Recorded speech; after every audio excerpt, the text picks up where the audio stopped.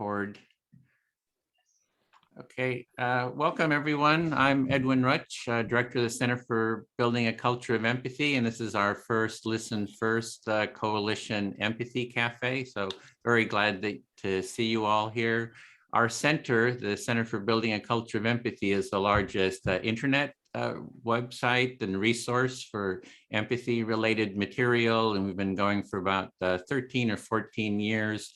And we have all kinds of different empathy building and promotion projects. And one of our main practices that we do is the Empathy Circle and the Empathy Cafe, and that's what we're going to be doing today. So I just wanted to start off by introducing Graham Bodie from the ListenFirst Coalition. And maybe Graham, you could say a few words about the coalition and just to get us started about the organization. Yeah, thanks. So Graham Bodie, I'm a professor here at the University of Mississippi and also run basically partnership, director of partnerships, if you will, for the ListenFirst Coalition. What that means is that I either seek out or I'm directed to any organization that considers bridging or bridge building or difficult conversations across divides as part of their core mission. And we seek to bring them into conversation with all the other hundreds, if not thousands of organizations across the country and really across the globe that do that work. So we are a collective impact network right now of over 400 organizations that do big splashy national campaigns like America Talks National Week of Conversation, which is coming up in April. And we put together the fundraising and the collaborative team to spearhead those campaigns. And we work with USA Today and other media outlets to get the word out that people can be different than they are on Facebook if they would prefer to, and actually maybe engage with others who might see the world a bit differently than they do, whether that's politically or ideologically, racially, socioeconomically, or whatever. Any kind of crossing over some form of difference in conversation is what we seek to encourage. I think that is an important step to healing many of the social divides that we find in our country that can date back to the founding of the country and even before that. And the only real way to heal from some of those some of our past is to actually talk about how that has influenced us personally and look forward together to creating the kind of world that we might want to live in as a diverse set of people. Thanks, Graham. And it's the coalition, what has about 400 different organizations and is growing. And there's also National Week of Dialogue is part of the project. And when is that? National Week of Conversations kicks off with an event called America Talks on April 21st. You can go to americatalks.us to learn more about that. And then the week is April 24 to 30th, when there will be hundreds of, including empathy cafes and circles, hundreds of events that you might participate in to meet folks that you might not normally meet and engage in some activities that you might not normally engage in. What's that website again? I can put it in here in chat. Thank you. Okay, and this is our first ListenFirst Empathy Cafe, so I hope we can do some more. I had thought of maybe we'll do one during the ListenFirst, the week of dialogue too. So I'll mention that at the end. So I want to just share the intention for today's cafe. We have to experience, learn, and practice the Empathy Circle process. This is a very foundational listening and empathy building process. I think I'm very biased here. I do think it's the best gateway practice to learning and deepening listening and empathy skills. And so we're going to be actually spending most of our time in circles and practicing that. It's also to network and build connection with the ListenFirst Coalition. So it's a way for everyone to connect with each other, have a lot of time to talk and build connections with each other to perhaps do collaborative projects together in the future and talk about something relevant to you and the community. So just a chance to kind of go deeper on a topic together and come up with ideas for the bridging community, any sort of ideas to maybe collaborate and work together on. So that's sort of our intention. What I wanted to do next, we're going to go next show how to do the empathy circle process, have a 6-minute video. Hopefully you had a chance to see the how-to instructions, but it's sometimes people don't get a chance to see that. So it's good to go over it again. So we have a short 6-minute intro video that I'll show. It'll just explain what happens in the empathy circle. And then we'll go into the empathy circles for most of our time. And then we'll have a short 15-minute debrief at the end. So let me do a screen share. And while we're viewing this, I'll be creating the breakout rooms. So let's see. Here we go. Hopefully you're able to see this. Yeah, there we go. I'm Edwin Rutsch, founding director of the Center for Building a Culture of Empathy. I'd like to welcome you to this short presentation on how to take part in a basic empathy circle. So next, let's look at the step-by-step how to take part. An empathy circle starts with 2 to 7 participants. Here on the screen, we have 4 participants, which I find is an ideal number.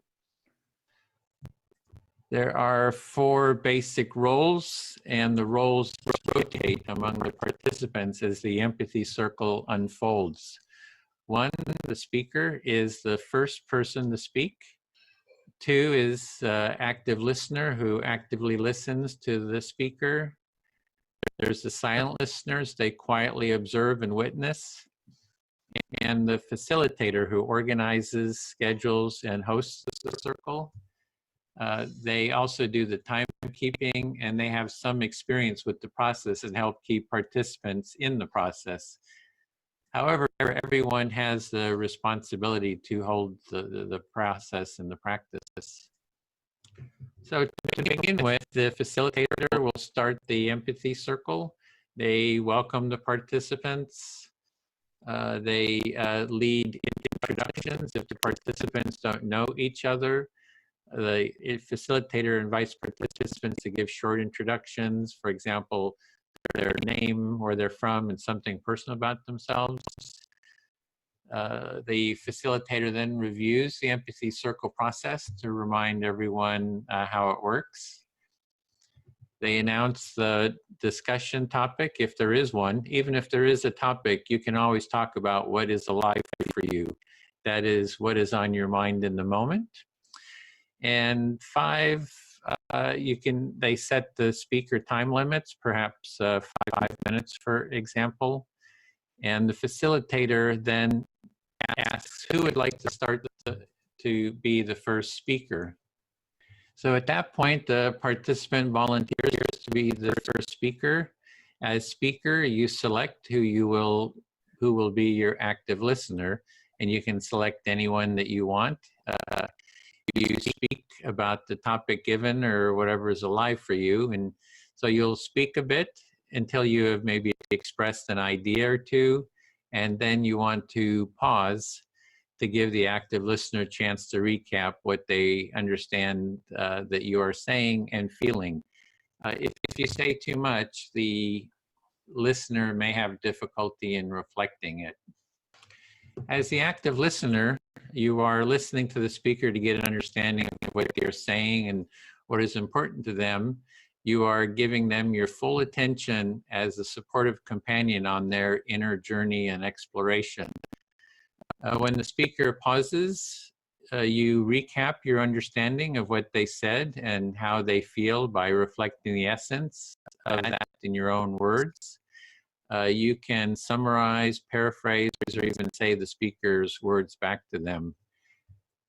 Even though you may have a strong impulse to respond with your own ideas, judgments, analysis, advice, and sympathy, or even questions, resist the impulse to do so because these common responses block the speaker from moving along their internal journey. You will be able to say whatever you want when it is your turn to be the speaker. If you don't reflect the understanding to the speaker's satisfaction, they can always say it again. Then as speaker, you check, do you feel understood to your satisfaction?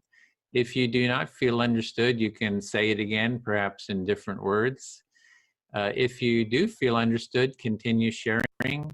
Again, after speaking a bit, pause to give your active listener a chance to recap their understanding of what you said.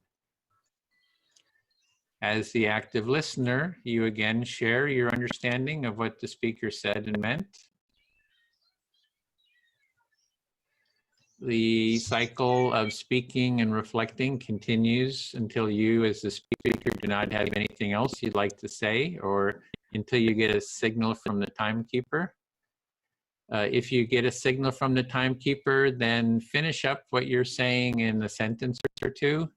After you get a final reflection, you can end your turn by saying something like, I feel fully heard, or something like that to indicate you are done with your speaking turn.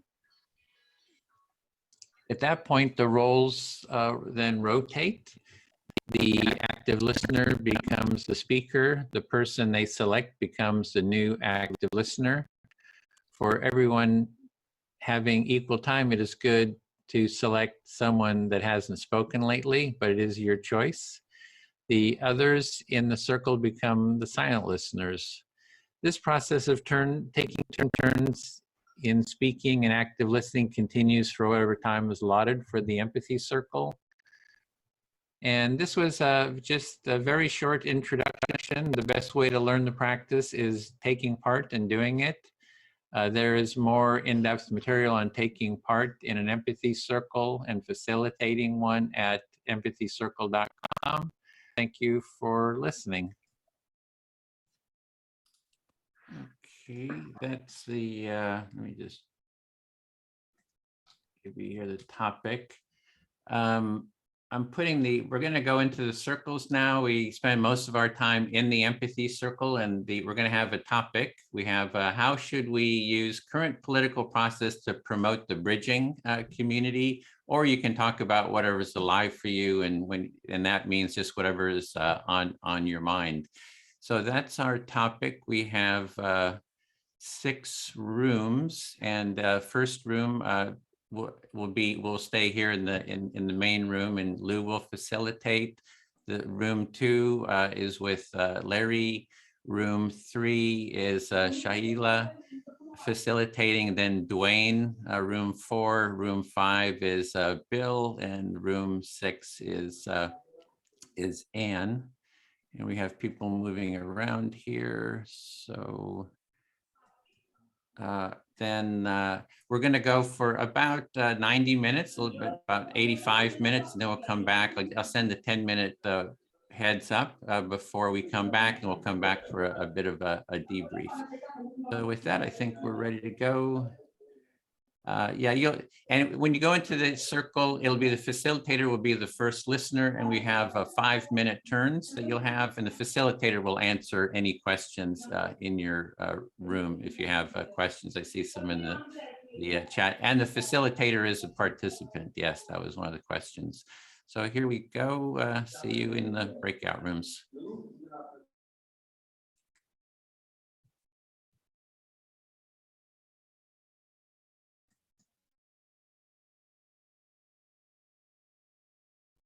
And so this is us. And this room is being recorded, just to give you a heads up to that, wherever I am is recorded, and Lou is facilitator. This is also the sort of the wait room. So if someone drops out, they're going to be coming back through this room. So there might be a little bit of an little disruption. So that's it. Thanks, Edwin. So hi, Gina and Shanara. Is that Shanara? Did I say that right? Okay. And You Graham? did, you did. Great. Yeah, so happy to have you here. So let's just introduce ourselves, our name, where we are physically, and maybe something about you that people wouldn't necessarily guess by looking at you, or just something that might be a surprise. So I'll go first. So I'm Lou Zweier. I'm from Northern California, and oh, and how you're feeling right now also. So I'm really happy to be here, and I'm excited about what we're going to do together. And something about me that you wouldn't know by looking at me necessarily. I'm a magician. I started doing magic as a teenager, and I did magic at children's birthday parties as a way to earn money when I was a teenager. So who would like to go next? That's very cute. That's awesome. Hi, everybody. My name is Gina, and I am from Massachusetts. So I'm on the other side of the country. And something that you wouldn't guess by looking at me, I'm a very big Christmas fan. Like, I love Christmas a little too much. You know, it's a little crazy, but yeah, that's something. And how are you feeling right now, Gina? Oh, I'm feeling, today I woke up feeling kind of down, but I was very excited to be here and just be able to connect with new people. Thanks. Okay, who wants to go next? I'll go. Edwin Rutsch, San Francisco Bay Area, feeling excited to be here to host this, feeling very focused. I'm keeping my eye on all the levers in the background here. So feeling a little distracted with all that. Something you might not know about me is that in my teens, I got into falconry. So I really studied and got a falconry license but didn't do too much with it in later years, but was very into that. Yeah, that's me. Thanks, Edwin. Edwin, sorry to interrupt. Have you started? Oh, we have. Are you We're doing having trouble introduction. getting into your room? We've got 2 people who are going to have to leave within 3/4 of an hour, and we've only got 4. So Okay, shall we, if you want to stay in your room when they drop out, I'll move you into another room. I'll keep an eye on that. okay, thanps. Sorry to That interrupt. works. No everybody. problem. That's what we're here for. Can you put me back in that room 6, please, Edwin? Yeah. Oh, Sorry to do I'm this not to sure you. how that works. Let me move to, okay. Okay, so Shannara or Graham, do you want to go? I'll go ahead and go. My name is Shannara. I'm currently in Catawba, North Carolina. I'm kind of under the weather as I don't typically sound like this right now. The allergies have gotten me in a chokehold. But one thing you wouldn't know by looking at me is I actually went a year with facilitating group therapy or group counseling rather for the population of abusers. So I worked in domestic violence, and instead of working with the victims and children, which is typically the population area that most services are dedicated to, I worked with the abusers. And that was a very interesting end of the spectrum to work with, especially being a young woman. But I did that. Thanks. Okay, Graham. Yeah, Graham Bodie. I'm in Oxford, Mississippi. It's a beautiful 60 some odd degrees Fahrenheit here today. So I'm both feeling quite positive today, but also coming off of a spring break high, having to come back to the office and put on a suit and stand up in front of people and speak is both fun, and I could also be with my kids, which is something you wouldn't know about me just by looking at me. I have 2, one teenage daughter who's 14 and a 10-year-old who's about to be 11 here in a couple of months, and so lots of girl things in my life. So we are big fans of the movie Big Red that just came out, and Encanto, and so I spend my weekends watching non-adult movies usually and reading non-adult books. Okay, thank you, Graham. All right, so we're going to start the empathy circle. So the description that Edwin's recording gave said that the speaker picks the listener, whoever they want. But when we're doing an empathy circle for the first time with new people, usually the facilitator says, I'm going to be the first listener, just so people can see what a reflection looks like. So someone else takes the first speaking turn. So again, our topic is how should we use our current political process to promote bridging? Or, and this is a general rule of the empathy circle, whatever is important to you when it's your turn to speak. And that's a really important principle, because one of the things that keeps the circle alive is that when it is your turn to speak, you talk about what's important to you in that moment. And that might be on the topic or it might be off the topic, and that's fine. So are there any questions about the process before we start? I'll be keeping time on my phone. We'll be doing 5-minute turns. The phone will make a chime when your time is up. If you hear that, just finish up what you're saying. If I think you don't hear the chime, which sometimes on Zoom the audio doesn't come through, I'll just hold up my phone like this as an indicator that the time is up. And then if you're not seeing that, I'll say something. But okay, so would someone like to go first?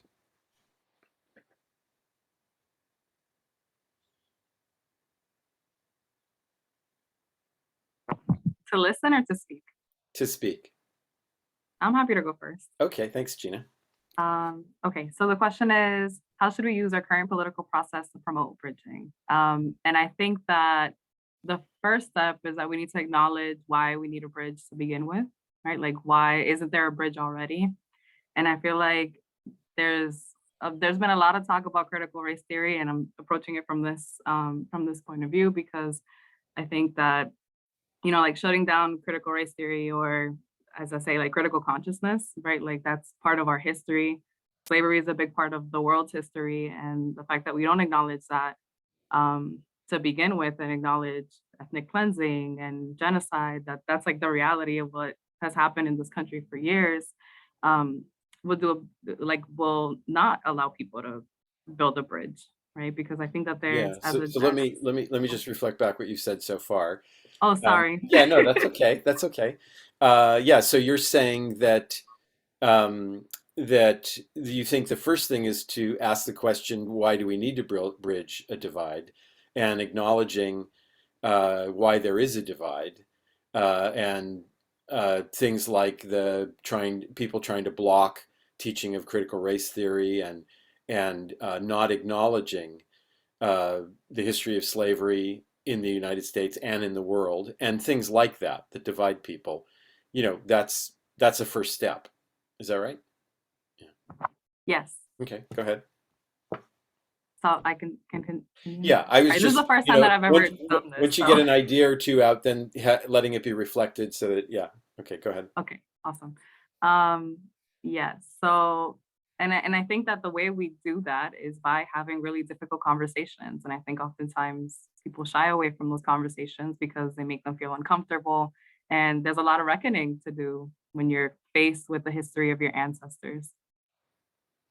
Yeah, so you're saying that you think the path to bridging that divide is having difficult conversations about these very difficult topics. And that's not easy to do. And so people shy away from it. Mm-hmm. But you don't think there's any getting around that. In order to make progress, people have to kind of face history and whatever their part in it was. Mm-hmm. Yes. I don't know what else to say. Okay. Sorry. And it's okay to sit in silence and see what else comes up for you. You do have more time if you would like. So we'll just wait for a minute, see if there's something else you want to say.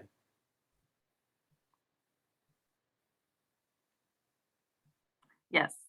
I think that in having those conversations, I think we'll realize that we have a lot more in common than we do in difference. And I think, so I work as a program manager for an organization called Gen Unity up here in Boston. And a lot of the work that we do is centered around health equity, housing eviction, so on and so forth. And Boston is one of the most segregated still cities in America, right, in terms of housing, equity, and all that stuff. And what we really try to do is make sure that people are coming to the program from all walks of life. And I think what they realize is like, I have more in common with my neighbor than I do with someone in my own community, like someone that looks like me. And that I think is revolutionary, right? So seeing yourself in other people and to use empathy, right? And we're practicing this, but to use empathy to recognize, the damage that has been done and a way to move forward. Yeah, so you're saying that you're in Boston and you work for a group, a company that does equity work and bridging divide work, social justice work, and that while the conversations are different, you're difficult to engage in, and people are reluctant to do that. What you find, your experience is that when people do engage in it, they find a lot more commonality than differences, and that's surprising, but it's also very hopeful for you, and yeah, and it doesn't matter whether people are of different races or different social classes or whatever, that when they start talking to each other, they find commonality. Is that right? Are we getting that right? Okay. Yes, did I miss part of it? No, No? I don't think so. Thank you. Okay. All right. Anything else? Or are you done? Okay, great. Thank you. All right. So I'll speak to Shannara, if that's all right with you. You there, Shannara? She looks frozen to me. She's frozen. Can y'all frozen hear to me? you. Oh, there she is. It's saying that my connection's like unstable. I was about to send a message in the chat. Okay. So it seems like it's okay now, though. You can hear me? Yes. Okay. So would you be my reflector? Yes, I will. Great. Sounds Thank you. good. Okay. So I will go.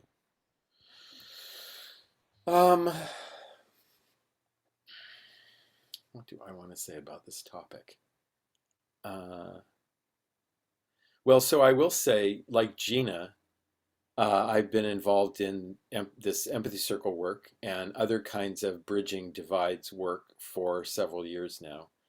And the most wonderful thing about it is the common humanity that emerges when people start listening to each other. And I love that. Yeah, so far it just seems like you can relate to Gina in a sense of working in the field of bridging divides, and ultimately your favorite part and the most wonderful part about that experience working in that field is really seeing people's reactions once they're able to listen to each other. Yeah.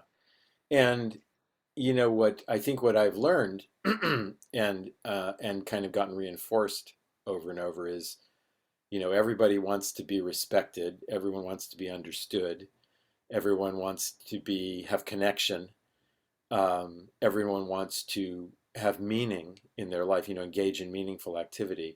And so those seem like kind of basic human values or needs. And that seems true regardless of race, or where you are in the world, where you come from. It seems to be a universal kind of human needs. Yeah, so it seems like throughout your experience, what you've gathered is that throughout each demographic that you've had interactions with, whether it's race, age, socioeconomic status, everybody as a whole universally wants to be respected, heard, and valued as an individual, and engage in meaningful activities, and develop meaningful relationships. Yeah, and I think that consciousness of that is part of what helps me cross divides with people, or even work on conflict with people who I really am disagreeing with. Is like, even though we might dress different, or might think different, or we might believe something different, that if I keep asking myself, so what basic human need is this person needing? Like, are they just needing to be heard right now, or they're just needing some respect? That helps me connect across that difference. Yeah, so in this line of work, you found that leaning into your differences that you've experienced with interacting with individuals with, different differences, leaning into those differences that you guys may have, it's ended up being able to be beneficial at the end of the day when working with them and acknowledging those differences. Yeah, and not just acknowledging the differences, but sensing, trying to see what sort of common human need we might have, even though we might have differences at the level of how we might approach something. Underneath that, might be a common, like maybe we both value safety, but we have different ways of creating safety. One person might want to get a gun, another person might want to, go have lunch or something Right, like that. But we both want safety. right. Again, just leaning into those differences to create shared problem solving for whatever issue needs to be resolved. Yeah. Yeah.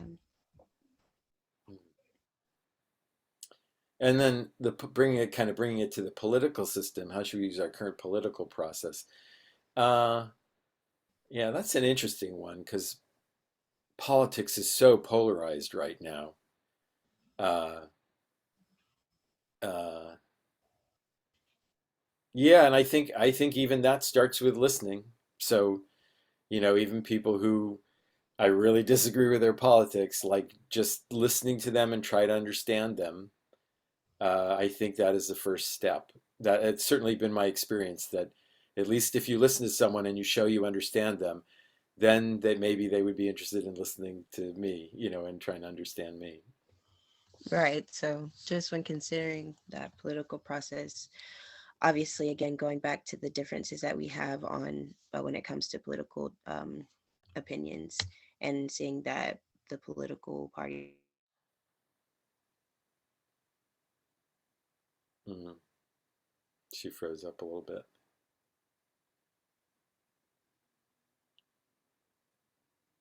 Waiting for her to come back. That's my time. Did my Oh, you're connection back. go out too? Yeah, you froze in the middle. Yes, you were getting it. Okay. Uh, I was like, dang it, it's yes, gonna come yeah. out. Yeah, and so one last thing I wanted to say was, and I think the challenge with that is everybody wants to be heard so much that very few people have the bandwidth to listen. I think that's one of the challenges. Yeah. Yeah, so if you could just reflect that back, then we'll move on. Okay, sure. Of course, just acknowledging, of course, the challenges that may surface when listening definitely helps it become a easier process to sit back and retain information and listen when engaging in those conversations. Okay, yeah, thank you, thanks. Okay, your speaking turn. Yeah. Thank you. All right, so it's my turn to be speaker. Yes, So I actually don't want to talk about the and actually you political. have to pick a listener first. You have to pick someone to Oh, reflect. okay, okay. Um, what about Edwin? Would you like to be my listener? Yeah, listening. All right. So I actually don't want to talk about how our current political process may help us promote bridging divides. I'd actually like to talk about listening first and empathy as a whole and how it helps to build trust. Like I said, I'm under the weather, so I'm going to try to keep my conversation to a minimal and hope that I'm fully heard with what little I have to say. Okay, so let But me I just wanted to, reflect that. I'm hearing you're under the weather, and you're wanting to talk about the listen first and empathy, and how, and that was the topic you wanted to talk about. Frozen. You might want to turn your video off. That might give you the extra bandwidth. I'll turn okay. mine off too okay, listening. Okay, can you hear me? Yep. Mhm. Perfect. Okay, so I'd like to talk about how listening first and empathy builds trust. I saw that on the list of topics in our email. And I really think that it provides a space for the person who is speaking to essentially express the details of his or her journey, like mentioned in the video. And it gives the other person the opportunity to encourage them to feel comfortable doing so by So just you're listening. seeing that the benefit of listening first is you're able to hear the person, make them feel comfortable to be heard when they're heard. Right. By listening, you build trust Mhm. as a listener for the speaker to continue feeling comfortable doing so by, continuing speaking instead of interrupting them by asking questions about what they're talking about or making your own judgments of what they should do with what information that the speaker has given them. They have that trust to continue expressing themselves. Yeah, so when you listen to people and empathize with them, it helps build trust for them. And you're seeing that that's an important component, is that trust building. Right. And I really just think that it's important when considering that maybe interrupting someone or not necessarily reflecting with what they've told you, but asking those questions that I mentioned, or giving unwarranted opinions, you may jeopardize that trust that's maybe been built within that relationship, or the potential of any chances of it being built in the future with that relationship. So when you interrupt people or start asking questions, you can block that trust, and also that trust going forward. Right. And I found this like listening and providing empathy, I found it to be significant with the work that I do at Move for America, because of our whole mission being to catalyze catalyze a generation of leaders who strengthen this civic dialogue. And you found this, I'm hearing you found this listening to be very beneficial in the work that you're doing in developing leadership and dialogue. Right. Because I think that like the empathy piece is really important when considering dialogue, because it's necessary to produce and develop the community-based solutions that we're trying to do at Move for America. So for your organization, you're really seeing the benefits of empathy for setting up those dialogues that you're doing with your organization. So you're really seeing the value of it. Right. Absolutely. Absolutely. I feel fully heard. Okay. Great. Then I'll speak to Graham. Absolutely. I'm also keeping my eye on this other group here. I might have to move them shortly, so it's a little bit of a distraction.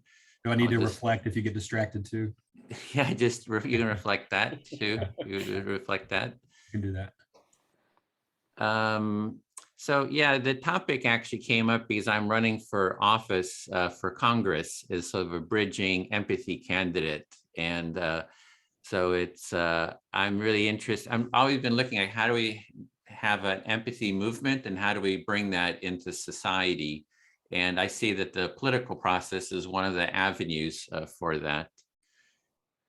So I'm hearing you say that you're running for office, particularly as an empathy candidate, or at least to see if it's possible to use this political process, the running for office process, in order to get the empathy movement more in the public sphere. Yeah, and so far it's it's slow, because I'm totally new to this, so I'm just kind of learning from the just from the ground up. But just see, it was Saturday. We had a endorsement call with a group, and Congressman John Garamendi was there, and then 2 other candidates and myself. So we got to make our pitch, for why vote for us. So I said, vote for me for empathy. So it did, it's working. It's getting the word out, and plus I talked to the congressman about mentioning the importance of listening, and so started making the case for it. So it does seem to be working in that sense. So I heard you say that it's a slow process, but on Saturday, it seems like you made some headway, particularly around getting the word out about empathy, or about listening, being able to be in a room with 2 other congressional candidates to talk to them about their stances and importance of listening and empathy. Yeah, one of them is already in Congress. He's in a different district. He's moving to this district. So I got the word out to someone who's already in Congress. So that was good. Invited him to an empathy circle.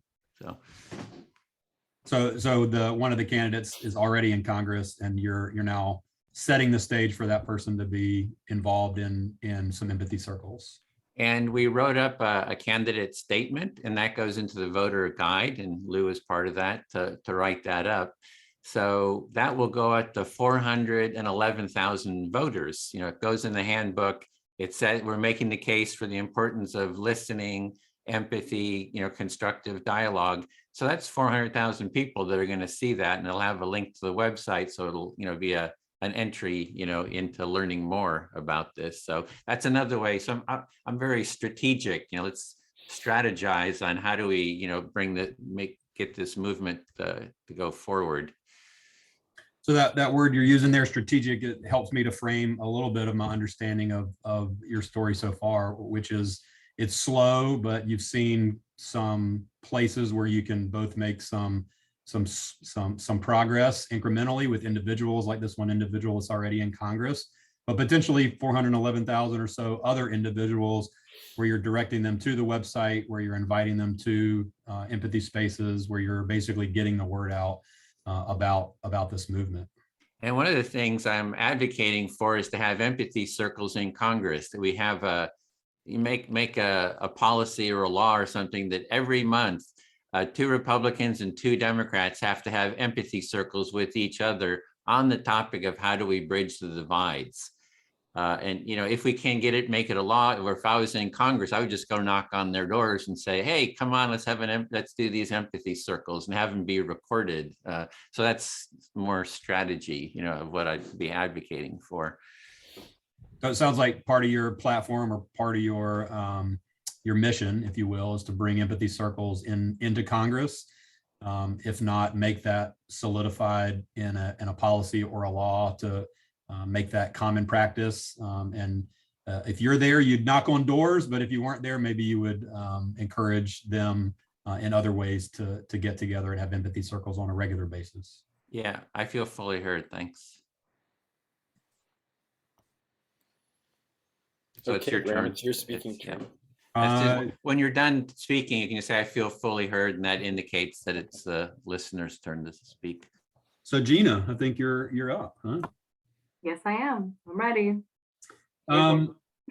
You know, I knew the question beforehand and I even thought about it, but I didn't really know what to say. So the first thing I want to say is that I'm thankful for all of these ideas to help me wrap my head around how I might talk about what it means to use our current political process for bridging. So what I'm hearing is that you've given this this topic a lot of thought, and you're very grateful to be here to listen to all these different perspectives. Absolutely. And I think what I heard from a few of you is this notion that politics requires listening, whether that's big P politics like political candidates, people running for office in the case of Edwin and others, but also lowercase p politics just in terms of how we operate with each other and how we treat each other in the kind of, you know, whether it's across ideological political divides or otherwise. And I'd like to add to that very true statement that listening is also political. Sorry, I thought about it like literally as you said it. so what I'm hearing is that you identified that there's a common theme that we're all sharing, and it's that listening is at the core of politics as a whole, whether it be with each other or at a more, you know, like systemic level. But that listening in and of itself is a political act. Yeah, and I think depending on what your stance on listening is, you might use it for reasons that don't really reflect how other people might view that act. So we see a lot of politicians going on listening tours that are really just glorified town halls where they, you know, speak and you putatively listen to what they say, but probably don't digest half of it because it's just their stump speech wrapped up in a town hall meeting. But there are models, the empathy circle being among them, but there are models that have been developed for decades, whether it be charrettes or other forms of actual community deliberation where people, if not forced to, they come willing to be open to the perspectives of people in the community that necessarily are different from them.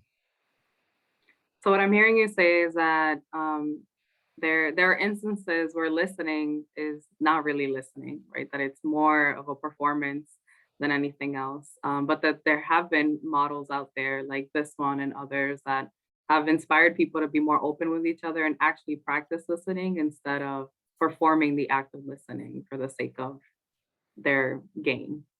Yeah. And so my struggle, of course, is if we're going to use the current political process to promote bridging and listening and empathy, you know, what do we have to do structurally to the process itself to make that process open to the possibility of listening being a mode of transformation within the political space? And what can we do without necessarily upending structural systems that are in place and probably really hard to move? Or the paradox that I don't know if it's a paradox, but the weird space we live in is that the very thing that we want to do, the act that we want to engage in, which is listening and deliberation and empathy, it is, you know, because it's not part of the political system, it's hard to get the message that hey, politicians, you're not actually doing the thing that you say you're doing. You say you're listening, you say you're engaging, you say you're concerned, but really you're giving lip service to something when you know. And so the struggle for me is what can we do structurally, but then what can we do outside of that system as it exists in order to run our events, to do our campaigns, to do what we do as a bridging field, to bring awareness to the politicians that maybe they need to maybe do something different than they're currently doing. So what I heard you say a couple things. And so what I heard you say was, is this question of like, how do we use the system that we currently have to create space to practice listening in a way that's genuine? And then I also heard you say, how do we bring up this topic to folks that think that they're listening, but they're really not, in a way that makes them care deeply about their constituents and change their behavior? Yes, you said it better than I did, so thank you for that. Yeah, absolutely. And so for me, those are the big questions that you know, that I question about the work that I do, about the work that all of our partners do, and am generally hopeful, but also given that context, on every so often I can become a little jaded and dejected by the very work that we're trying to do.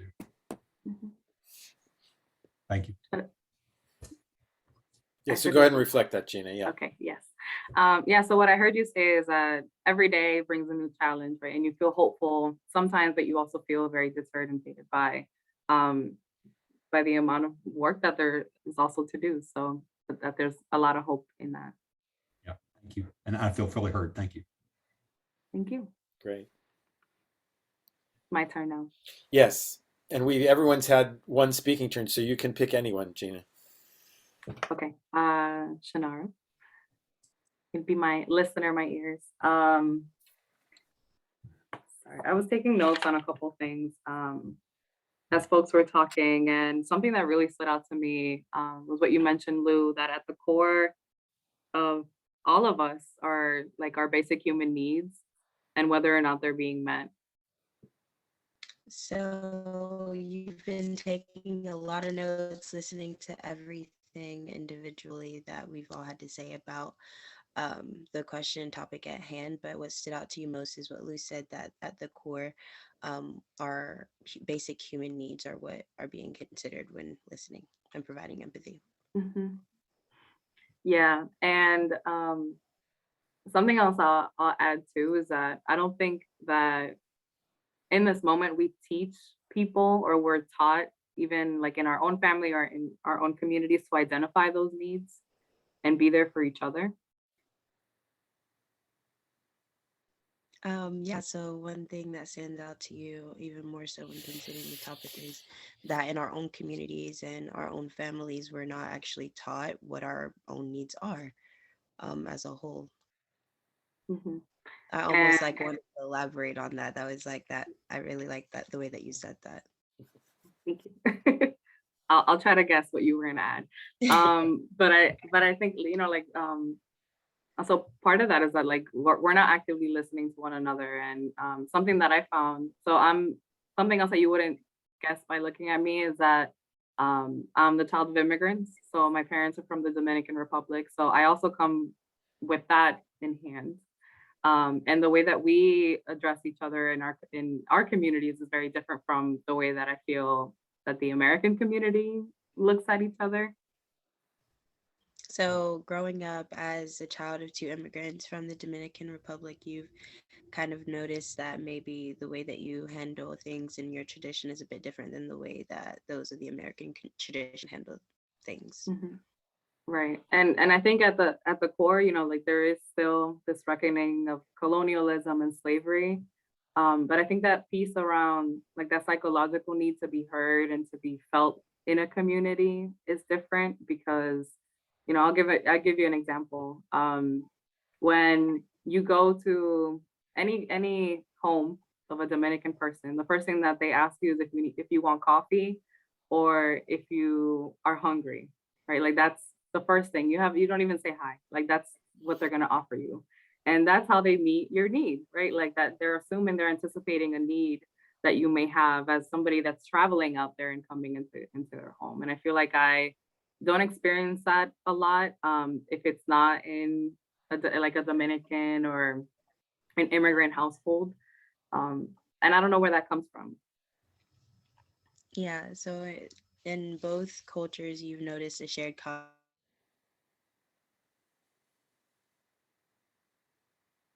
I think you froze again. Yeah.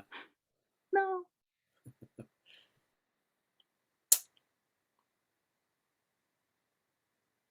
as soon as you walk in, and that's something that you're not. Can you hear me?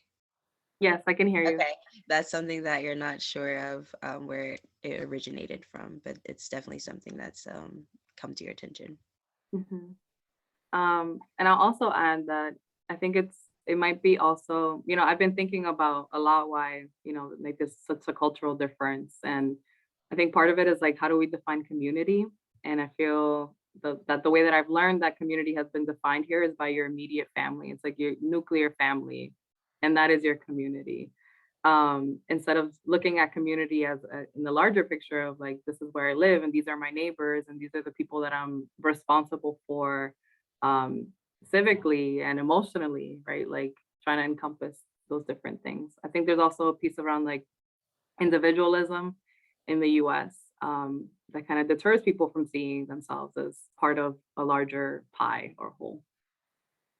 Yeah, so when kind of exploring both cultures, keep saying cultures, the US and both those in DR, you've noticed that the main difference is the individualism and sense of individualism, just really considering a community as your nuclear family versus your neighbor or those who look like you, or just those who are in your shared environment.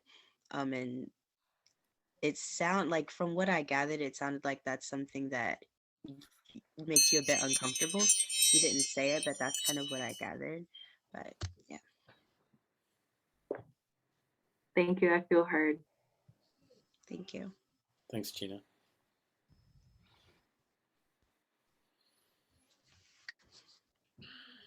All So right. it's your Am I left speaking with turn. anything? Yeah, it's your speaking turn, Shinara. So you just select who you would like to be your listener. Okay. I would like my listener to be Graham. I think you're an amazing active listener.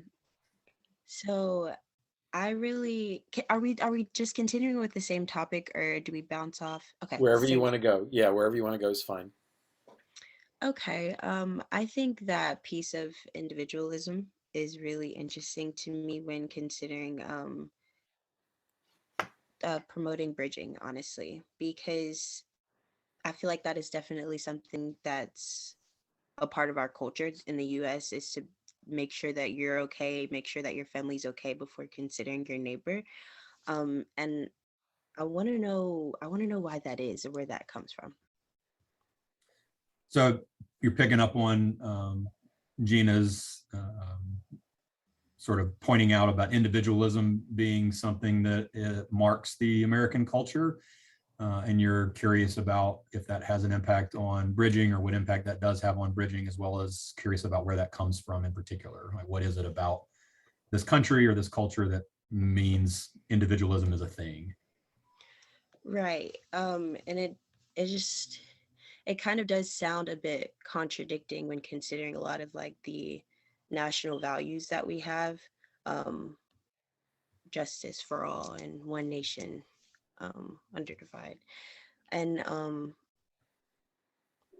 yeah, I feel as though it could be a hindrance when bridging divides, obviously, because are we in order to listen to your neighbor, you have to listen to your neighbor. And that is in all terms of what listening entails. So I kind of just am more so interested in this whole listen first aspect, and now kind of coupling it with the concept of individualism, and kind of how, like I said, that impacts how we work, who we choose to work with, and all things forth in that way.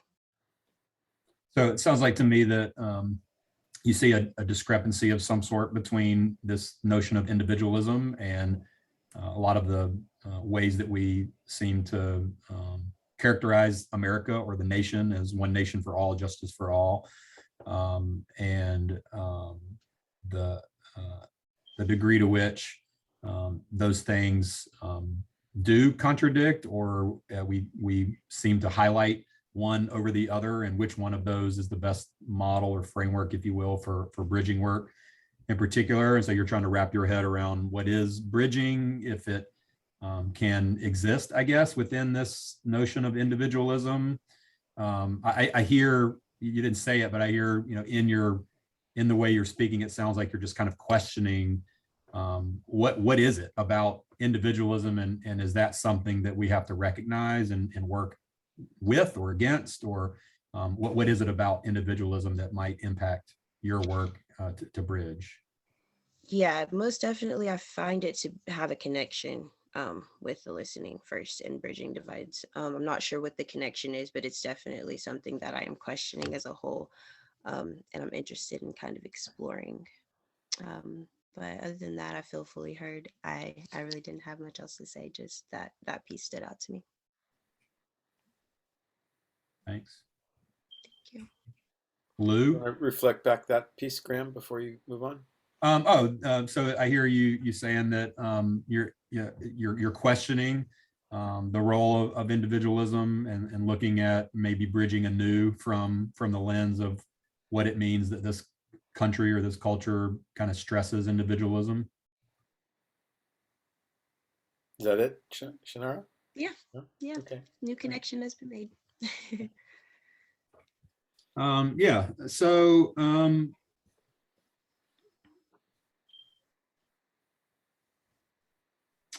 I heard several Who do people. you want to be the Oh, reflector, Graham? You, sorry, Lou. Okay, go ahead.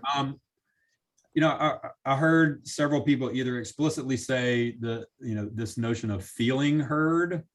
Lou, I think you phrase it in terms of kind of respect or common humanity, or trying to figure out maybe where we have things in common, but that there seems to be a notion that we as humans need to feel heard.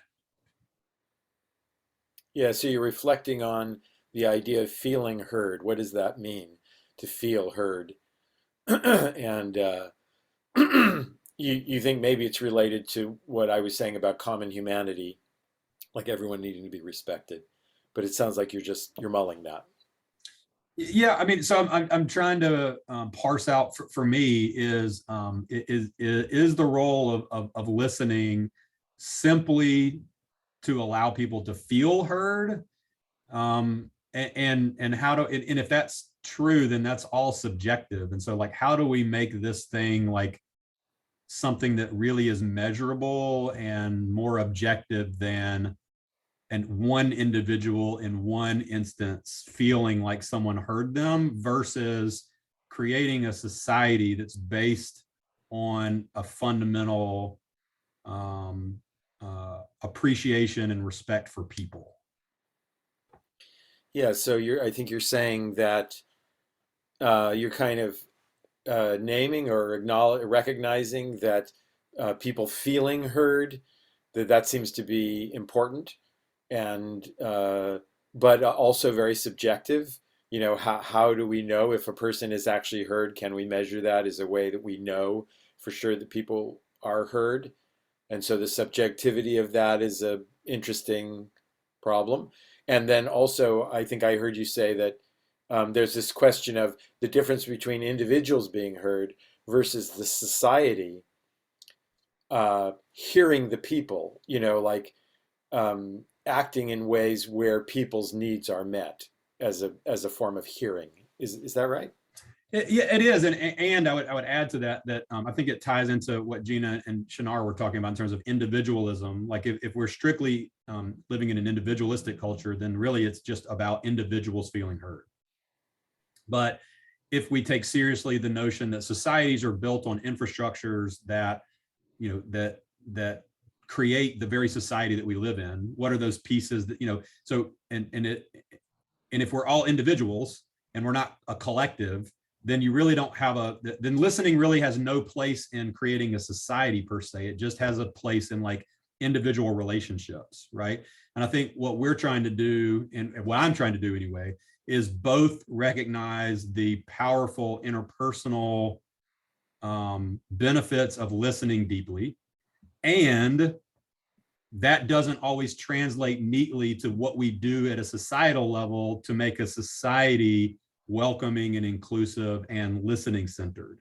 Like there may be some tensions between listening at those two levels that if we don't first have just a framework for understanding listening as a thing that doesn't just exist in one of these domains, if we don't have that framework, you get politicians saying, oh, well, that's nice, go do that mushy stuff over there, but let the adults, play politics, and y'all go do your listening thing over there, if that makes sense. Yeah, so I think I hear you saying you're really kind of bringing together the idea of the importance of listening with the discussion about individualism versus collectivism or community, and that it's one thing for individual people to feel heard and understood, but then how does that translate into what we might do as a community or politically as part of the political system to have a society where the community feels heard or people's needs are being met because we know what to do as a result of people feeling heard. And you talked about a framework, do we have a framework for that? Or maybe we need some kind of framework for that. But yeah, I think I was really hearing just this, what is the relationship between individuals feeling heard and societal hearing, or what we do as a result of what we learn from listening to individuals. Yes, perfect. I feel, yes. Yeah. Feel heard. And Even sorry, I without- took a long time even without summarizing the that. timing. Yes, I was going I to took a long time summarizing that. So if you want to say one more thing, go ahead. No, it's perfect. I'll leave it there. Okay. All right, great. So I'll go to Edwin. Listening. So I'm feeling a lot of joy right now, which I often do in empathy circles, just witnessing people like really listening to each other and trying to understand each other is such a beautiful thing. And getting to know like new people, getting to know Graham and Gina and Shannara, like it's so sweet. And so I'm just feeling a lot of joy about that right now. Yeah, so you're feeling a lot of joy right now, and you feel that often in empathy circles because you're being able to connect with new people and you appreciate the quality of connection that's happening. And the desire to like really understand one another. That happens so not enough in the outside world, and it's so inspiring and hopeful and nourishing to see people doing that with each other. Yeah, so it's that quality of people really deeply trying to understand each other, and it just feels so good, and it's nourishing, and it gives you hope, and you just Thanks. Love it. Thanks. So the thing I wanted to say is about individualism versus collectivism. So I think this is also a very interesting area, and I think like many things in life, there's like this spectrum, and on the one side you have complete individualism, which can be disconnecting, you don't feel like part of anything. It's isolating, and dividing. And on the other hand, you have total collectivism where people actually feel oppressed by their, the group that they're in, like because of the social norms of the group, they like have to do X, Y, Z, and they feel constrained by that. So it's that thing again that, anything at the extremes can be problematic. And the question is, what's the right balance of those things? So maybe from the discussion you're hearing about, the individualism, and also you're seeing a spectrum of individualism on the extreme side and then collectivism on the other. And each has their benefits and drawbacks. The collectivism can suppress people. And, how do you sort of negotiate that? Maybe something in the middle. Yeah, and I would definitely say that it's true in American society right now that individualism, we're more, isolated from each other, and people are not connected as much as They could be. I would value feeling a greater sense of belonging, and I am doing work in my community to do that. But yeah, yeah, I'll Yeah, so stop maybe there. he's feeling some concern that in the country now we're more on the individualistic, detached, isolated side, and you've been working towards trying to foster more connection and community. Yeah, and one of the problems with that is that we don't know each other very well, and so then we can be that can be easily exploited by people that want to sow division because we don't know each other very well. They can make up stories about about how people are, and it isn't until we actually start talking to each other that we discover, you know what, we're not that different. So we might be different, but we're not that different. Hmm. So in that isolation, people don't know each other. It's easy for people to just create up stories that create divisions, and it's really the listening to each other that bridges those divisions and maybe builds that understanding. Yeah. Uh,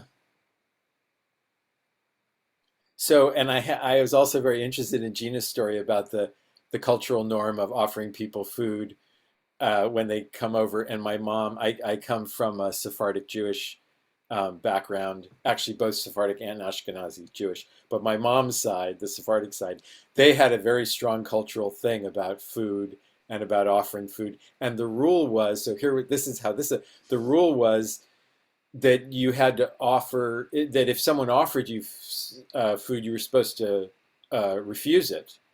And it wasn't until they offered it the third time that you could say yes. It was rude to say yes before then, because you were supposed to offer it, even if you couldn't really offer it, like you didn't really have it. And so that's why you're supposed to refuse it. So it's so interesting, those cultural norms, how they develop, um, and the kind of the rules around it. So you're just talking about your own cultural background that in sounds like on your mother's side that within the culture it was to offer food, but you didn't accept it right away. You had to be offered it 3 times before you would accept it, and just these different cultural norms, processes that are just really interesting to you. Yeah. And I guess when I reflect on it, that means their culture really valued generosity. That was like really important because you're supposed to offer it even if you didn't have it. Yeah. And that's a beautiful Okay, thing. so the cultural value is generosity, that they want to show generosity, even if you can't really afford it or you don't have it, you still show that sense of generosity. And I'm hearing some appreciation for that maybe too. Yeah. Thank you. I feel very heard. Thanks. Okay. Edwin. Shanara, Yeah, so I will I'll have. speak to you. Oh, You're the listener. Yeah. It's all right. I was going to pick up on what Graham said about this individualism, and I guess it's more relational. I see it not as collect. I don't like the term collective because that sounds sort of communist. I like kind of relational. It's individual versus relational. How do we see the relationships we're in is sort of the pole that I see.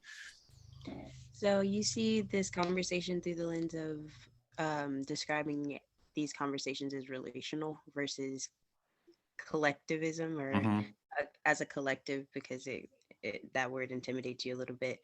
So it's more so how we interact with our relationships. Yeah, it's not so much that it intimidates me as I think some people would be triggered by it. So that's what it is. I don't want to trigger people. I know what's being talked about, but I don't want to use that term because I don't want to trigger people. Yeah, that term collectivism could potentially be a trigger. So that's just a word you'd rather stay away from when discussing the topic. Yeah, and the center is that I started is the Center for Building a Culture of Empathy. It's not like, hey, it's the center for you listening to somebody else or empathizing with someone. It's how do we build a culture? I think it's really looking at that vision that Graham's talking about, so that it's a cultural value, that we make this a mutual cultural value. And that's what I'm looking for with empathy, is how do we make empathy sort of just a natural cultural value for the whole society. So your main goal is to figure out a way to framework empathy as a cultural value for all diverse communities. Mhm. Yeah, for the United States, how do we have, it's like how it's structured, the political structure, so it brings people together. Right now, it's sort of structured that the polarization is so easy to happen. Can we create structures? And that idea of, the politicians having empathy circles with each other once a week, once a month at least, 2 hours, they would have to structurally come together, against and have to listen to each other like we're doing here. So that would be just one little, structural process. Yeah, so you're interested in designing a new way, process and structure of creating this culture in the political environment. And how about the schools? Like the schools don't really, some do to varying degrees, really focus on developing relational skills. So if I would have learned just empathic listening, a lot of these other processes way back in kindergarten, first grade and up, it would have helped my whole life, just to have had those skills. So can we teach those skills already from the earliest ages? Yeah, so you're also interested in incorporating empathy and listening skills in primary schooling so that people can learn at early ages how empathizing and active listening can be beneficial to everyday life and their adult life as well. Yeah, and like the empathy circle, I see it's really from all the different practices I've seen, it's sort of like the core first step. You know what we're doing here? It's sort of like training wheels for people, for empathy training wheels.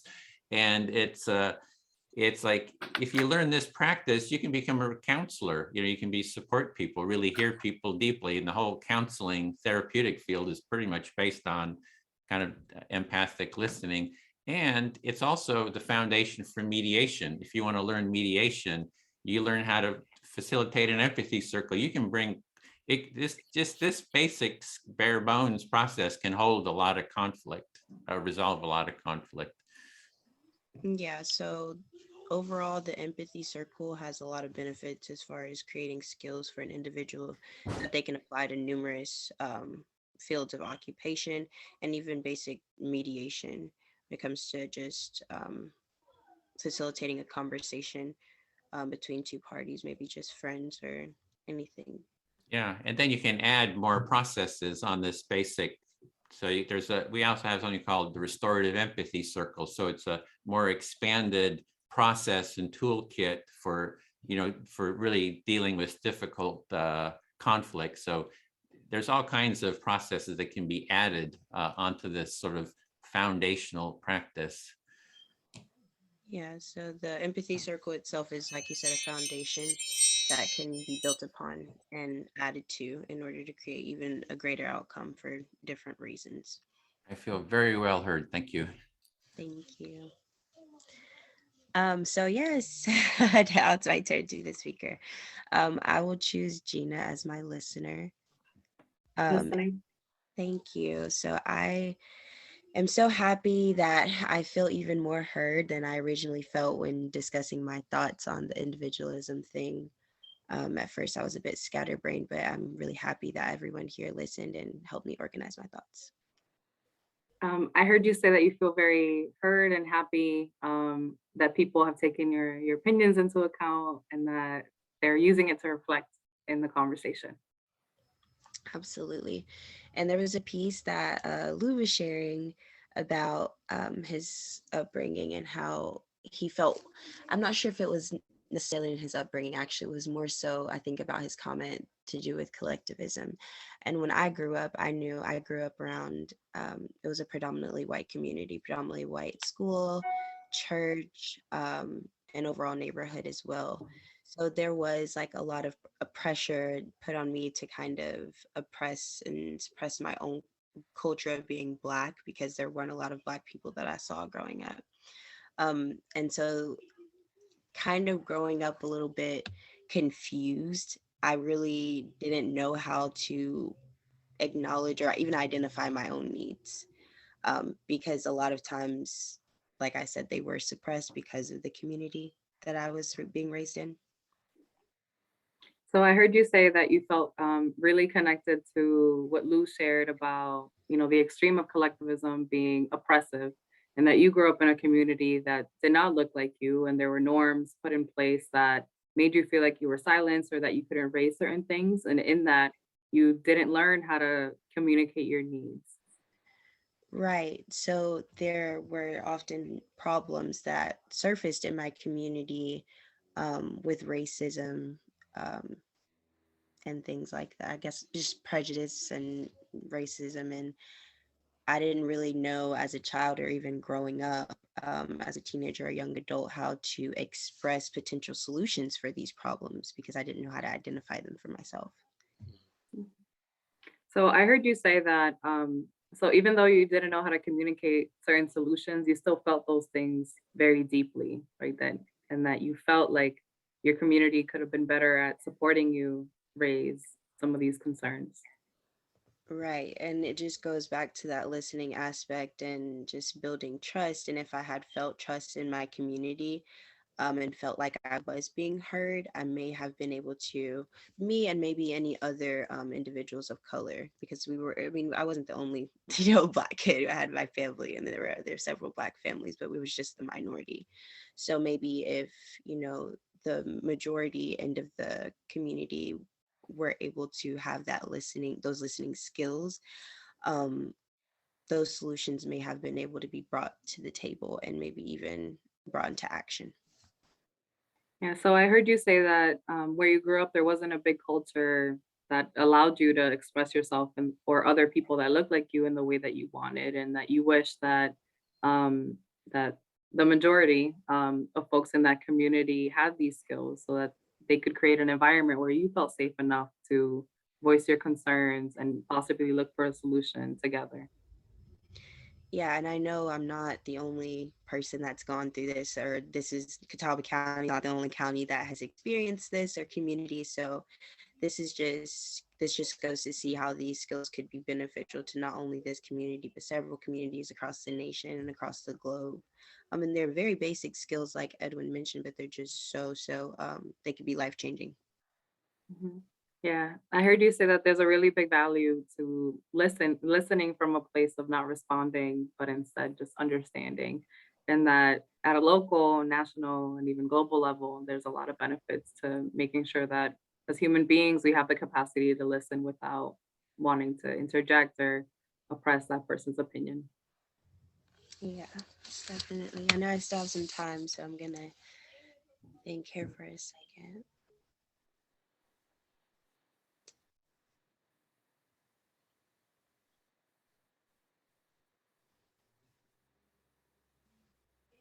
I wonder I wonder too, now that this is my first time experiencing an empathy circle, kind of, I wonder what the next steps are.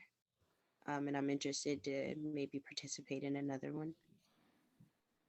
Yeah, so similar to what I'm assuming that you're drawing from what Edwin said, that this is the first stage of this cultural shift and what comes next. So you're really interested in participating in future circles to learn. Yes, I feel fully heard. Thank you. Lou, would you like to be my listener? I'd love to. Yeah, so I have a couple thoughts. The first thing I want to say is that I feel very happy to be in this space because I feel like we come to this topic from a lot of different perspectives, and it's been really hard for me to just stop myself from wanting to jump in and like ask more questions. So I just appreciate the framework to just sit and understand and listen. Yeah, so you're really enjoying the empathy circle and being in this space, and listening to everyone has really brought up a lot of stuff for you. You have a lot of ideas, a lot of things you'd like to say, but you're keeping to the process of the circle, and you're kind of appreciating. It sounds like you're appreciating the process of the circle and how it's providing a structure that's helping everyone, including you. Yes. Yeah. Something that keeps coming to mind is listening for the sake of what. And I think that this gets to what you were mentioning about listening as something that could be subjective. And when I think of, like the first thing that comes to mind is that like listening for the sake of what? Like, do we listen because we want action, right? Like people are expecting action, or do we listen because someone just wants to feel heard, right? Like at a deep emotional level. Yeah, so something that's come up for you a lot is the question of what is the purpose of listening? Why do we listen to someone? And you articulated a couple of different ones. Like, do we listen because we want to solve a problem, or do we listen because we want to take action, or are we listening just to receive the other person, like to understand what's going on in them? And you think that that's a really important awareness to have, is what is my purpose in listening? Mhm. And I think from a group standpoint, something that comes to mind is like the Black Lives Matter movement, since that's been so prevalent during the pandemic. Is like the movement is really asking, and has been asking, right? Because it did not start with them. This has been years of work. They've been asking for real change, right? Like real systemic structural change that will benefit people that have been historically marginalized. And I think that politics in general has a very big habit of throwing pizza parties, like, and that's the way that I can put it, because that's literally the way that I remember people doing that to me in college. Whenever we were asking for something, they'd be like, here's pizza, here's the most basic need that we can give you, we can meet you at, is here's pizza, you're full, and then you forget about it.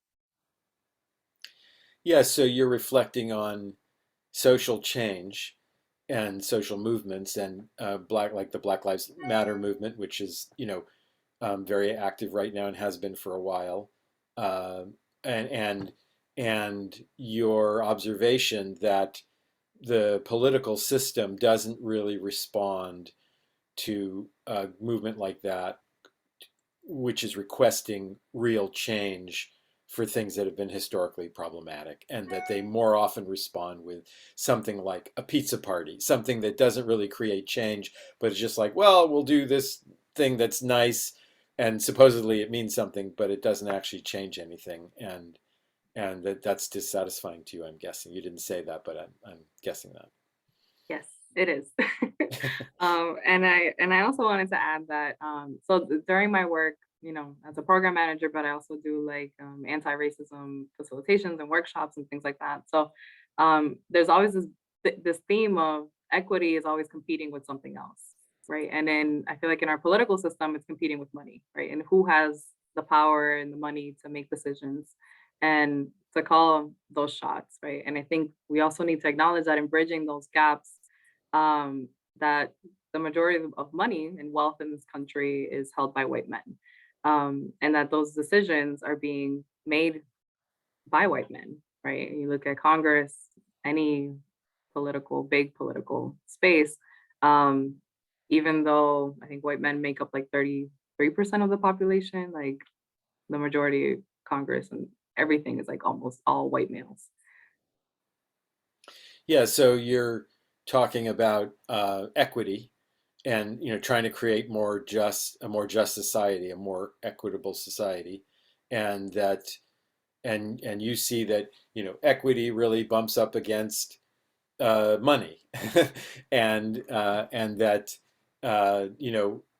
majority of white men have the money and control the political process and the decision-making process, and so you see that as a roadblock to having a more equitable society, because they would have to make different kinds of decisions than they have been making. Is that right? Mm-hmm. Yes. Yeah. My time is up, right? Yeah.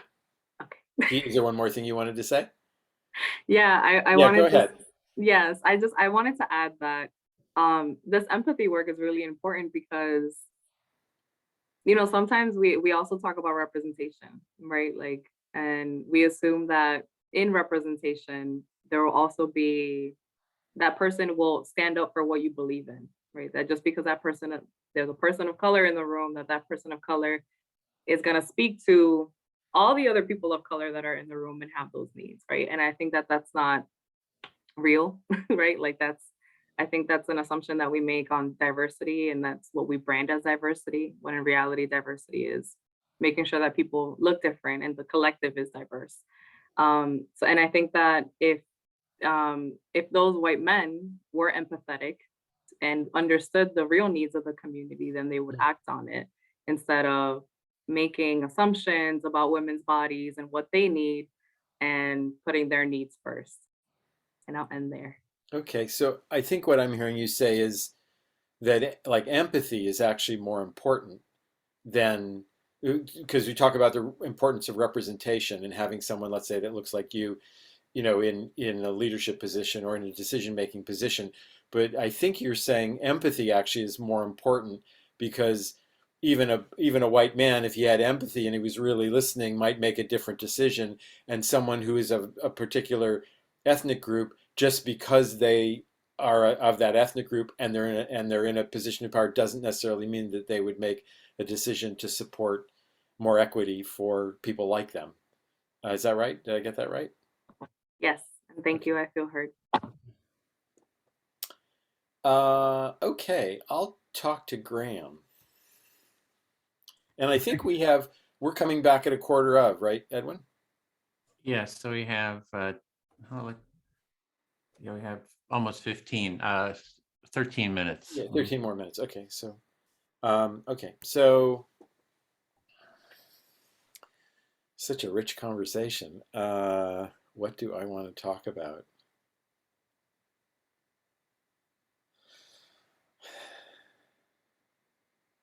Well, so I totally agree with Gina's last point about empathy and really having a genuine desire to understand people and to try to care for the needs of all people, and how that would create equity, a more just and more equitable society.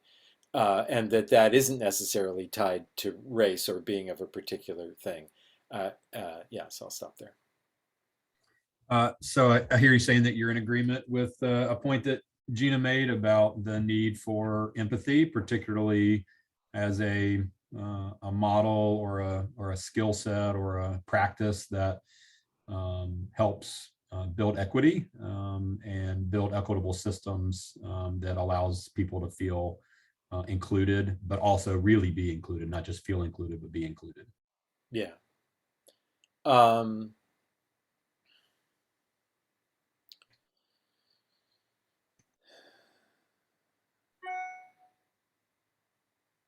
And I will also say that I think, you know, making change is hard. So making change is easy if you're willing to be violent. Like if you're willing to just say, well, we're just going to change this thing, you know, but there are consequences that come with that. That is a way to create change, but there are very negative consequences that come with that. And so what I'm aware of is that making change that does hold care for everyone is hard to do, and it's complicated. Yeah, I'll stop there.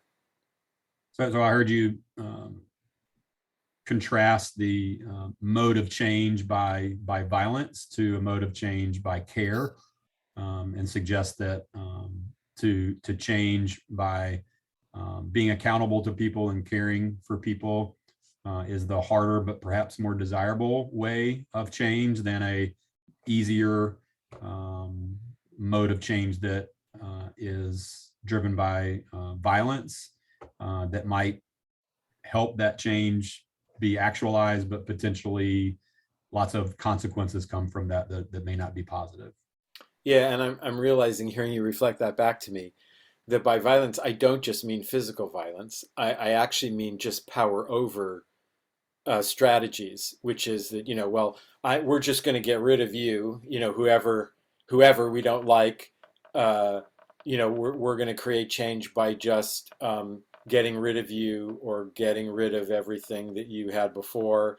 And that the goal is just, you know, amassing enough power that you can do that, you know, push the other people out, as opposed to trying to find a way to understand everyone's needs and meet everyone's needs, which is hard to do. But I think, you know, that's what I'm really committed to. So I heard you redefine or clarify your notion of violence, of not just including physical violence, but also, I don't know if you use the word emotional violence, but definitely violence. Power over, any kind of power over, right. And I heard notions of erasure, or like just getting rid of, or scrubbing, the field of a certain type of person, or a certain person or perspective, or whatever it might be. And that form of power, that it's violent in many ways, not just physical. And the harder road to sow, if you will, is that form of change, or power that actually brings people, like lifts people up, a power to lift people up and to empathize with, as opposed to a power that suppresses and erases. Yeah, and I'd say, listening to reflect that back, I'd say it's also important for me to say that I recognize that some people have been harmed a lot historically, and that reparations need to be made for that, like repairing that harm needs to happen. So it isn't just a matter of like treating everyone equally, because everyone has not been treated equally, and where harm, and I think that's part of an empathic process, is recognizing when harm has been done, and doing something about it, trying to repair it.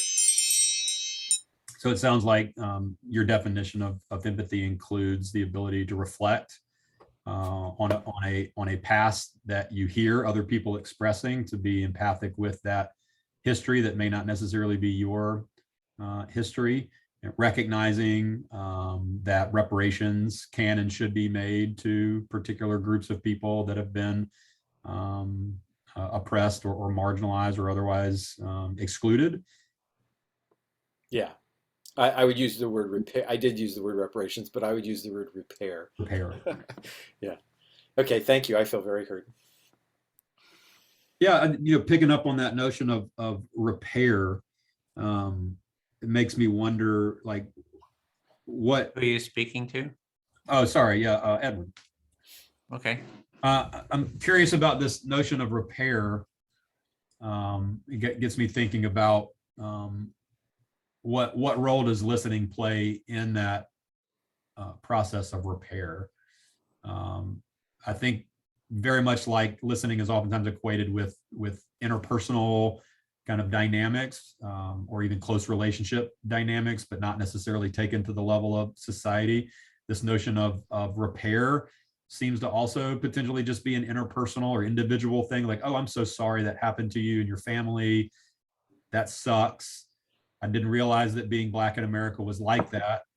Now that I understand that, and to Gina's point, like, so what? Like, what do I do with that, particularly if I'm in a position of power? So you're wanting to build on that topic of repair, thinking about that. And what do you do with people who have been harmed, and they share that what their harm is, and you say, okay, I heard that, and so what? And what do you do? What do you do next? What do you do with that, or how do you repair that?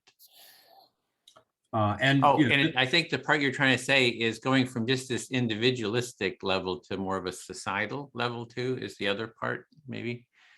Yeah, I mean, for me personally, in my personal life, I struggle primarily with, when do I lean in and when do I stand behind? Like, when should I insert my voice into a conversation that may or may not involve me, and when, what role do I play and when do I play those roles? And I think part of that, of course, is asking what role, to those people who are directly impacted or involved. Like, I should just ask, what role should I play? But I find sometimes that even in the asking, oftentimes I'm assuming that the answer is going to be that I should play any role. And so to get back to, I think, a point that we made earlier, it's hard to ask that question when you don't have a relationship with those people, because even asking the question can cause harm.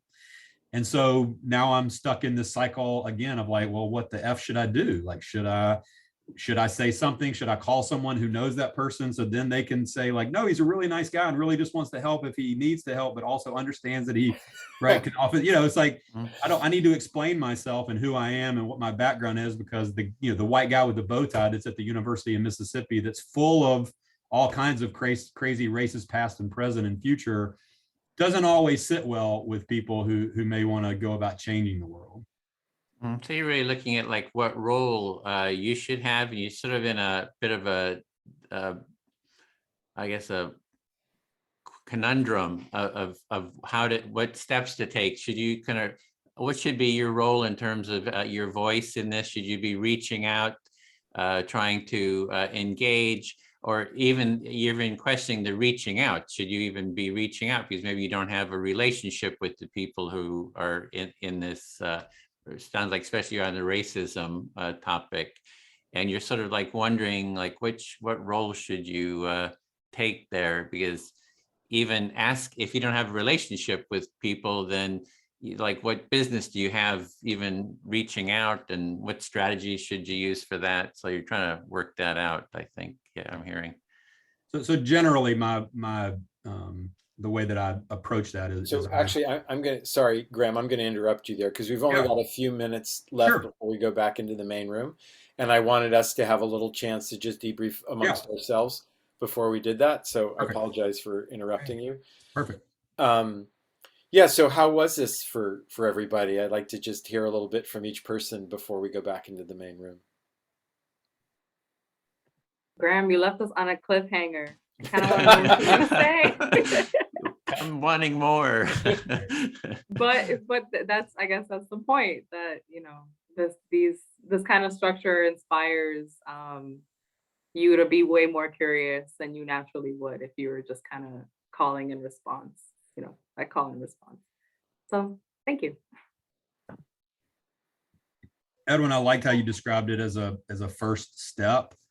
I think that if it were the totality of what we need to be doing, it would be very simple, but at the same time, without the simplicity that is reflecting back your understanding of somebody's speech, without that basic level of reality, we get what I call the soap opera listening approach, which is like, what happened next? What happened next? And then what? And then what? And then what did Johnny say? And then what did Susie? It's like all the details come after the understanding of like, why is Gina right now speaking to me, telling me this story? And if I can really hone in on figuring that fundamental thing out and really just making her feel heard in a safe space, then we can do the more complex things. So I really like that this is a really nice, sort of easy, simple first step toward bigger, sort of more empathy, if you will. Thanks, Graham. Shinar, do you have any comments?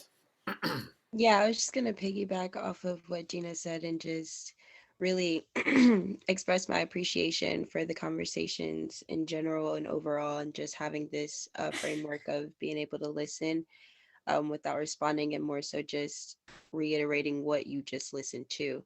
Because I feel like what Graham just said about this soap opera approach, you don't really get the opportunity to see if what you said was, or how it was perceived, or if it was actually understood and comprehended. So this definitely gives us the space to do that, and it's a skill I'm definitely going to use moving forward. I studied social work in medical sociology, so empathy is something that like we naturally practice, but this framework in the space of discussing like bridging divides, I feel like it's a bit different when it comes to organizational collaboration. So I was very, very grateful for that. Cool. Yeah, and I'll just say it's reinforced for me over and over again how this little bit of structure guides people to listening better and even speaking better, because you have a short amount of time. People tend to get very focused in what they want to say, and they get to the meat of what they want to say. And so it affects both speaking and listening. And And it's so encouraging how in a relatively short period of time, we just met each other. We had a really substantive conversation that I really loved. And yeah, so it's very wonderful for that. And I really enjoyed meeting all of you. Thanks.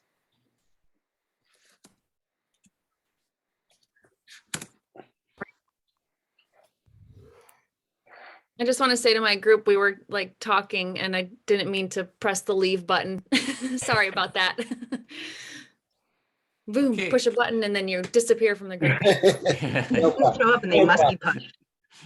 Okay, welcome back, everyone. What we want to do now is we have about 15 minutes just to do a short debrief. Lou is going to lead us in that. If you're wanting to just give your feedback, you can hit the button down there for your reaction, raise your hand. The raise hand button. Yeah. Yes, if you'd like to speak. Yeah, so we really just want to hear, how this was for you or what you are taking away from the session today. And we don't have a huge number of people, so we might have a chance to hear from everybody. But yeah, so 30 seconds or so of how this was for you and what you're taking away from today. Anyone want to share? Cara has her hand up. Cara? Yes, our group was amazing.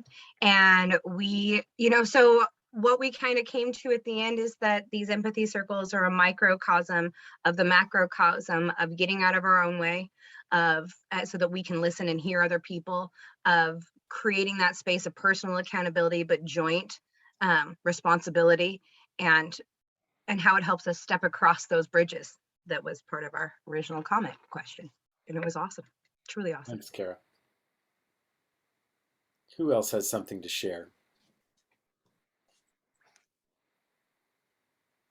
about how it was for them or what they're taking away from today? Shyla.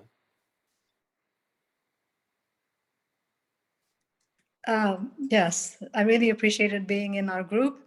And the biggest conclusion was that how this practice of the empathy circles makes us heart-centered. And it's that love, self-love, spreading the love and positivity, no matter, how touchy-feely it sounds, that's what it comes down to. And that practice is what we need to put forth and spread. And we can all continue to be positive by doing that and not give up hope. Thank you, Shyla. Megan. Yeah, I just want to say how awesome a facilitator Bill is and was, and can see that you're very skilled at this. And I have a lot to learn because listening is simple, but not easy. Hard to, yes, I appreciate as somebody else in our group, Lisa, talked about, very much appreciating the opportunity to slow down. So thank you. Thank you for the space. Thanks, Megan. Come take the Empathy Circle facilitator training. I need it. I would love to. You're all invited to do that, to come do that if you'd like. Who else has something to share about how it was for them or what you're taking away from today? Cheryl. Good morning, everyone. So one of the things that I took away, and first of all, I loved our group. Larry, you were amazing. Thank you so much for your excellent facilitation. One of the things that we talked about in our group was just the fact that we're all hardwired for connection and collaborating. And so we talked about different ways to do that. One of the examples that came up was just everyone finding their own piece. Picture a big puzzle. Everybody's got a piece and everyone brings their piece to that puzzle so you can accomplish a big goal with only a small portion of the responsibility. And also how we are interdependent, as it's better to be interdependent as opposed to being independent. So it was a great group, and thank you again, Larry. Thanks, Cheryl.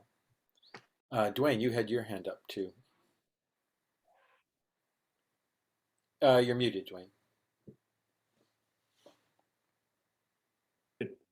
I wanted to, say thank you to Virginia, to Kashish and Tamrina.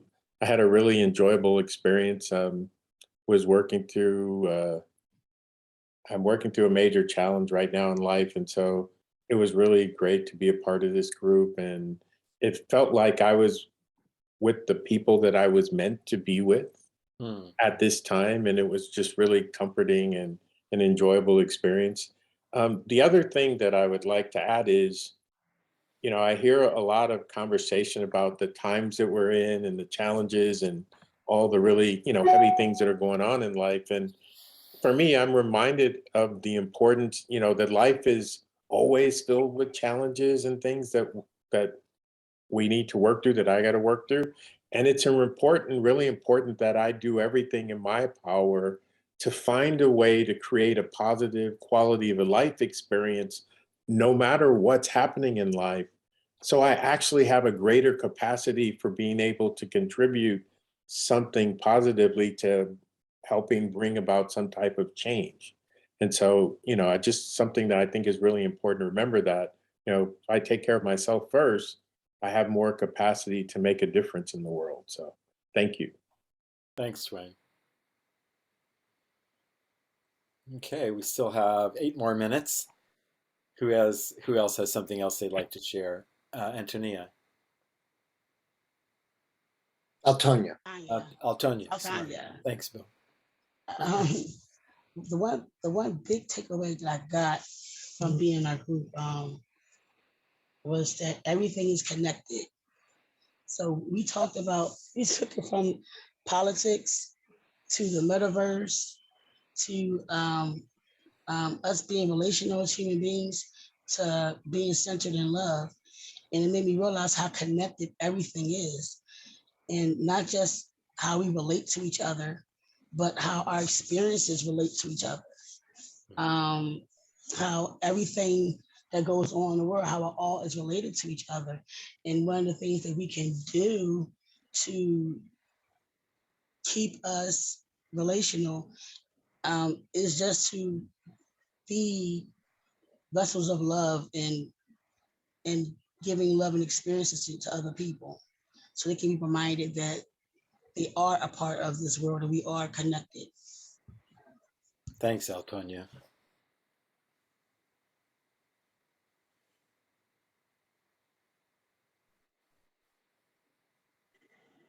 Is it my turn? Yeah, Larry, sure, go ahead. So I think one of the things we observed in our group is that sometimes when we're really listening, the thought touches our heart and our reaction begins to be more the heart than it does the idea, although they go hand in hand. And so, you know, you kind of makes you think, okay, am I breaking the active listening cycle if I react and, you know, with my emotions? But personally, I think that sometimes that emotional reaction or acknowledgement is the highest form of empathy. And I just wonder if that plays a role in the empathy circles, and if there's room for that in terms of our reflections back to people.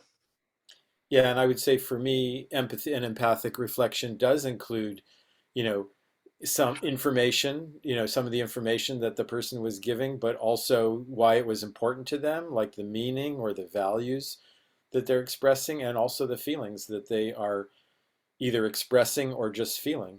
I'd say all of those elements are part of experiencing a person empathically and reflecting it. And you may choose to actually name those things, say them, or just experiencing some of them silently.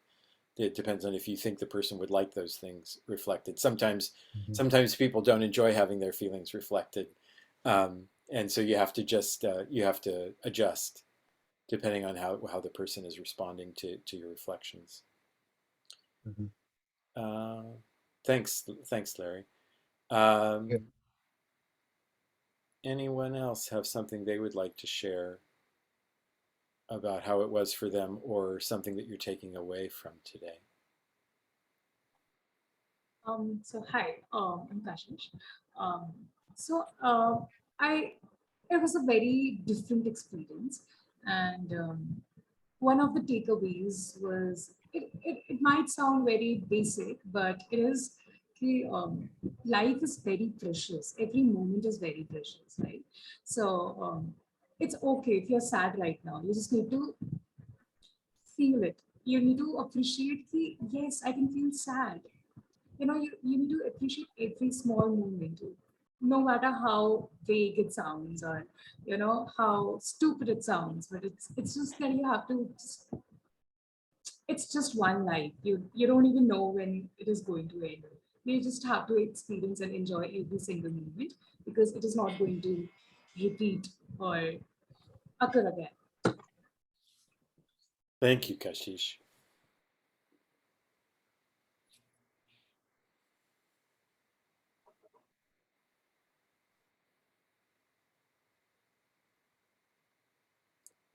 Gina. Yes, I wanted to add just one more thing, and that is that at the beginning it was awkward, right? And like I think Cheryl was saying that we're really hardwired to not listen to each other, instead just be responsive.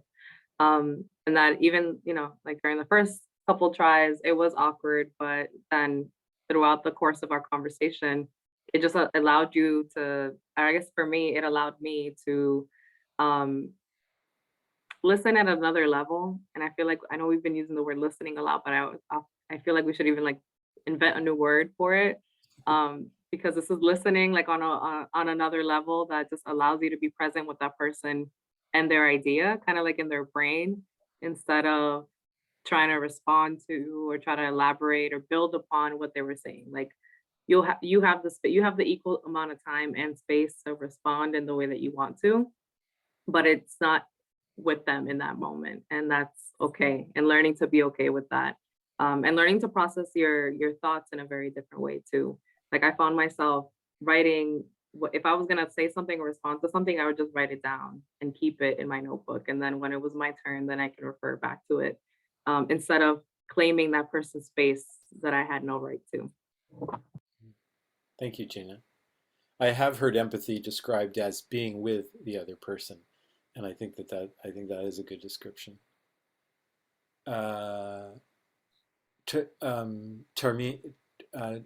Tamrina, how do you spell it? Yeah, how do you say your name? Yeah, Tamrina. Yeah. Thanks. So this was my first time in an empathy circle, and my group was great. We resonated with each other at a level that I did not expect.